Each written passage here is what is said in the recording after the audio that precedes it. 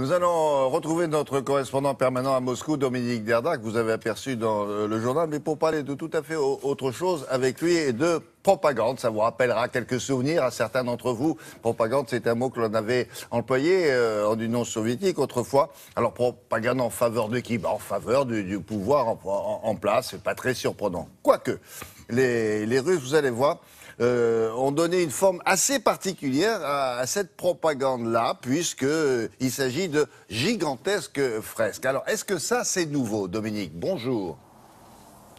Bonjour William, vous savez, elles ont fleuri ici cette année à l'occasion des 70 ans, des commémorations des 70 ans de la victoire sur l'Allemagne nazie. Des fresques gigantesques sur les immeubles de Moscou, certaines amusantes ou purement décoratives et d'autres beaucoup avec un message patriotique qui est très à la mode ici en ce moment, comme vous le savez.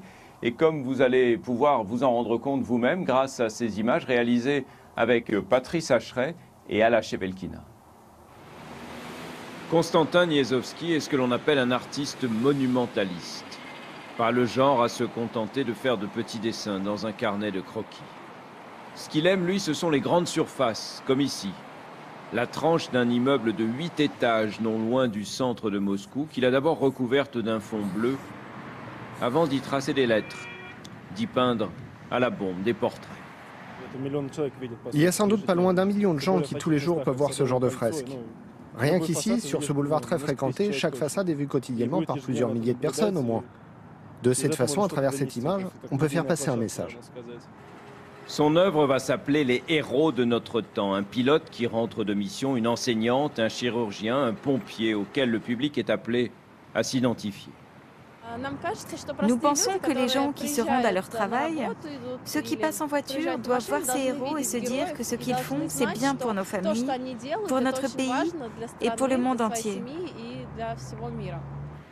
Constantin et Anastasia sont membres d'un collectif d'artistes proches du pouvoir. Leur objectif, donner de la Russie une image positive et rendre leurs concitoyens fiers de leur pays. Cette fresque, par exemple, les incite à faire du sport. C'est la Ligue contre l'alcoolisme qui l'a commandée. Mais ils ne sont pas les seuls à avoir pris d'assaut les murs de la capitale. À l'occasion des commémorations de la victoire sur l'Allemagne nazie, des fresques comme celle-ci se sont multipliées. Le monde, peut-on lire ici, se souvient de ceux qui l'ont sauvé. Tout cela, évidemment, rappelle l'époque soviétique. Et pour ce spécialiste de la propagande communiste, ce n'est bien sûr pas un hasard. À cette époque déjà, il existait une forme de propagande monumentale sur les immeubles. C'était soit de simples slogans éclairés par des néons, soit des mosaïques, ou plus rarement des fresques. Mais tout cela était là pour durer. Cela faisait partie intégrante de l'architecture.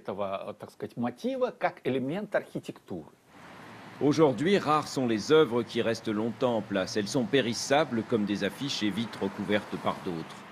Des dessins dont on aurait bien du mal parfois à trouver le sens politique pour autant qu'il y en ait un.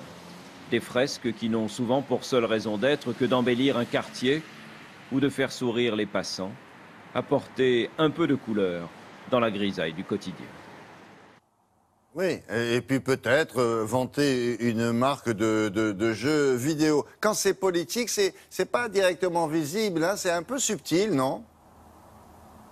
Oui, c'est vrai, William, on ne dit pas à tous les coins de rue aux Russes votez Vladimir Poutine, il est le meilleur, il est le plus fort. Mais quand on dit qu'il faut passer ses vacances en Russie plutôt qu'à l'étranger, qu'il faut consommer des produits russes plutôt que des produits d'importation, qu'il faut faire du sport, ne pas boire pour travailler mieux et pourquoi pas pour défendre son pays s'il le fallait, eh bien tout ça, c'est bien de la communication politique et comme par hasard, c'est exactement les mêmes messages que ceux que le pouvoir veut faire passer à la télévision, à la radio, dans la presse écrite et bien évidemment sur les réseaux sociaux. Ah oui, bien sûr. Merci beaucoup Dominique, à plus tard. Merci. La revue de presse de Frédéric Vian, maintenant.